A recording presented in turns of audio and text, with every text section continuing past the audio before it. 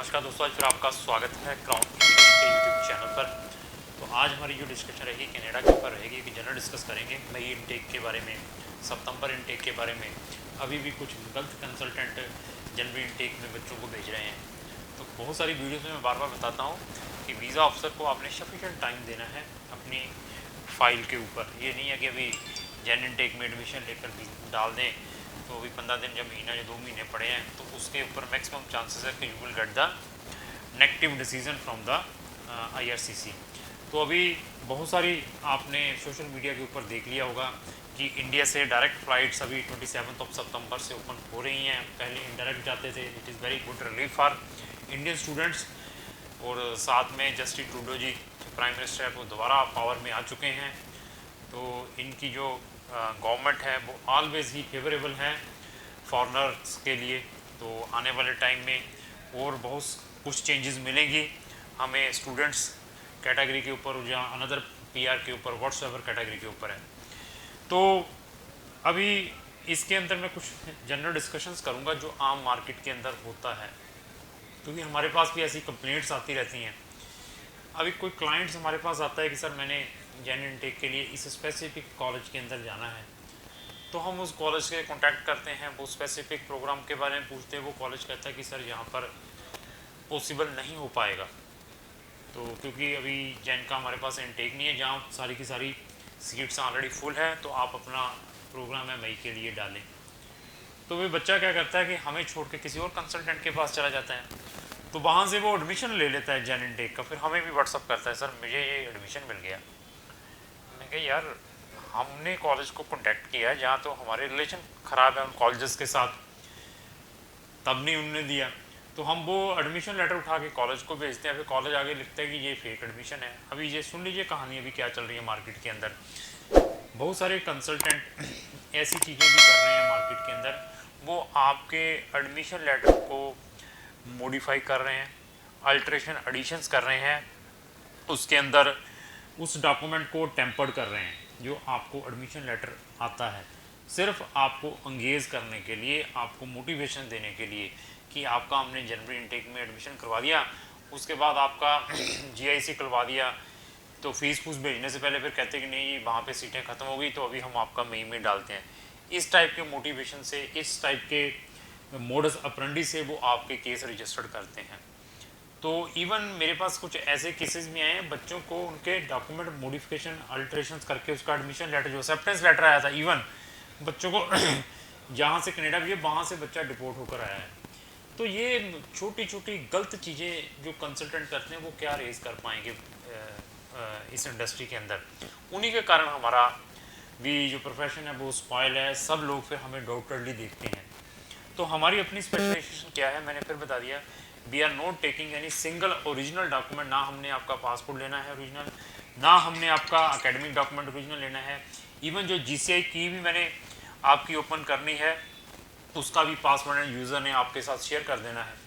तो ऐसी फैसिलिटी अगर और कंसल्टेंट देता है तो आप उनसे सर्विस लेने की कोशिश करें और जेन्युइन लोगों से अपना काम करवाने की कोशिश करें। क्योंकि अभी मुझे 4-5 दिन पहले एक बच्चे ने कांटेक्ट किया, 2-3 बच्चे वहाँ से क्यूबिक से डिपोर्ट होकर आए, एक आधा और किसी प्रोविंस से डिपोर्ट होकर आया। उनसे ऐसे ऐसे क्वेश्चंस पूछे गए, क्योंकि कोई भी प्री डिपार्चर ब्रीफिंग नहीं देता आपको जब भी आपने स्पेशली इस क्रिटिकल सिचुएशन में किसी भी फॉरेन कंट्री के अंदर जाना है। तो हमारी प्री डिपार्चर के ऊपर एक बहुत ही बढ़िया वीडियो है हमारे चैनल के ऊपर। जब आपने कनाडा में आपने ट्रैवल करना है तो प्री डिपार्चर से पहले क्या क्या प्रिकॉशंस लेने चाहिए, वो कंप्रहेंसिव वीडियो है। उसके अंदर मैंने कम से कम 35 से 40 इंपॉर्टेंट पॉइंट्स डिस्कस किए हैं। अगर आप उन पॉइंट्स को फॉलोअप करते हैं तो आपको कोई भी वहाँ से डिपोर्ट नहीं कर पाएगा और आपको कभी भी कोई प्रॉब्लम्स नहीं आएगी। वहाँ तक क्या कि आपने अपने सॉक्स के कितने पेयर लेकर जाने हैं, यहाँ तक की हमने चीज़ें उस प्री जो डिपार्चर ब्रीफिंग है उसके अंदर बताई हुई है। तो वो वीडियो हर एक बच्चे को ज़रूर देखनी चाहिए जिन्होंने किसी भी कंसल्टेंट के ऊपर अपना स्टडी वीज़ा जो व्हाट्सएवर वीज़ा लिया है कि हमें वहाँ जाने से पहले क्या क्या करना चाहिए। इसी तरीके से जो क्यूबिक के हैं वो अभी भी बहुत मतलब रिज़ल्ट माड़े हैं, बच्चों का बड़ा नुकसान हुआ है क्यूबिक के अंदर। मैं इसका तो टॉपिक छेड़ूंगा नहीं, लेकिन इसके अंदर मैं वार्निंग दे देता हूँ strongly. We are giving the warning एक तो क्यूबिक की ओर तवज्जो ना करें आज की डेट में। अगेन बच्चे दे कुड नॉट मतलब apply in any of the college there, either वो पब्लिक है जो व्हाट्सएवर है उसको अवॉइड करें। दूसरा, हो सके जब भी आपने वहाँ पर अपना एडमिशन डालना है कनाडा के अंदर, वहाँ पर पब्लिक फंडेड कॉलेजेस की ओर प्रेफरेंस करें। ये नहीं है कि जो कॉलेजेस में फ़ीस आफ्टर वीज़ा है, ऐसे भी कॉलेजेस हैं हमें भी ऑफ़र आती हैं, उनको अवॉइड करें। वहाँ पर तो आपका लक है, वीज़ा आ गया तो आ गया, नहीं तो बस रिजेक्शन ही मिलेगी। तो ऐसी चीज़ें बिल्कुल नहीं करनी। विजिटर वीज़ा भी ओपन हो चुके हैं, हमने ऑलरेडी फाइलें अप्लाई करनी स्टार्ट कर दी हैं। बच्चों को एक दिक्कत बहुत आ रही है बायोमेट्रिक्स की। बायोमेट्रिक की आज की डेट में मार्केट के अंदर बड़ी दिक्कत है, और ब्लैक में बायोमेट्रिक्स बिक रहे हैं। 25-25 हज़ार से लेकर 40-40 हज़ार रुपये बच्चे पे कर रहे हैं जिन्होंने जनवरी इनटेक में जाना है। और बायोमेट्रिक्स के लिए क्योंकि अभी फाइल लॉन्च करनी है, मैनुअली चेक करते हैं तो नवंबर की मिलती हैं बायोमेट्रिक्स। विदाउट बायोमेट्रिक आपकी फाइल के ऊपर डिसीजन नहीं आएगा, और बच्चे शॉर्ट रूट यूज़ करके ये 30-30, 35-35, 25-25 हज़ार रुपये जो बायोमेट्रिक का दे रहा है, ये धंधा मार्केट के अंदर चल रहा है। और हो सके तो मैं बच्चों को ये रिकमेंड करूंगा जिनकी अभी तक फाइलें नहीं भी लॉन्च हुई हैं, बायोमेट्रिक मैनुअली भी नहीं भी मिल रही, तो they will defer their programme for May intake. अगर आपने कनाडा में आइदर जैन, मई, सितंबर, ये जितने भी इनके इनटेक 3 मेजर रहते हैं, इनमें अगर आप जाना चाहते हैं, हमारे पास वहाँ पर 100 से ज़्यादा यूनिवर्सिटीज़ और कॉलेजेस हैं जिनको हम डायरेक्टली और इनडायरेक्टली रिप्रेजेंट कर रहे हैं। वहाँ पर आपका एडमिशन करवा सकते हैं आपकी चॉइस के according. Even we have a very good experience about the refusal cases, ban cases के ऊपर। अगर जेन्युइन हैं, आपका उन्होंने इंटेंशनली बैन किया है, अगर आप एक जेन्युइन स्टूडेंट हैं, उन्होंने आपका केस रिफ्यूज़ किया है, आप मुझे अपना ब्रीफ प्रोफाइल भेजिए और अपनी एसओपी भेजिए, तो उसको देखने के बाद मैं आपको बता दूंगा कि अभी आपको रीअप्लाई करना चाहिए या इस कंट्री को छोड़ के किसी और कंट्री की ओर तवज्जो करनी चाहिए, क्योंकि वी आर वेरी टेक्निकल।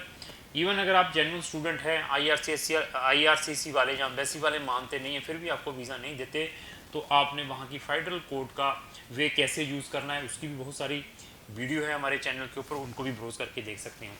अगर आपने कनाडा में अभी कमिंग इनटेक जो मई में जाना चाहते हैं, तो आप इमीडिएटली क्राउन इमिग्रेशन से संपर्क कर सकते हैं।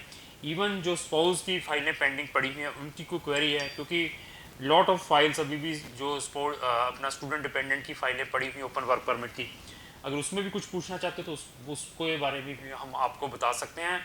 इवन जो लिंगर ऑन फाइलें हैं, साल 1.5 साल हो चुका है, तो आपको मैं ये बता सकता हूँ कि आप कैप्स के नोट के थ्रू अपनी फाइल का स्टेटस कैसे आईआरसीसी से पूछ सकते हैं। अगर आपका केस ऑलरेडी रिफ्यूज है, उसके कैप्स निकलवाने हैं, उसमें भी क्राउन इमिग्रेशन आपकी हेल्प कर सकती है। तो कनाडा से रिलेटेड अगर आपकी कोई भी क्वेरी है, तो आप इमीडिएटली क्राउन इमिग्रेशन का जो व्हाट्सअप नंबर लिखा है उस पर आप अपनी क्वेरी हमें टेक्स्ट कर सकते हैं, क्योंकि क्राउन इमिग्रेशन के पास नॉट इन कनाडा, हमारे पास 100 कंट्रीज़ के ऑप्शंस हैं, यहाँ पर हम आपको भेज सकते हैं आपकी प्रोफाइल के अकॉर्डिंग। अगर आपको जो मेरी वीडियो अच्छी लगी उसको लाइक एंड शेयर करना ना भूलें। Thank you.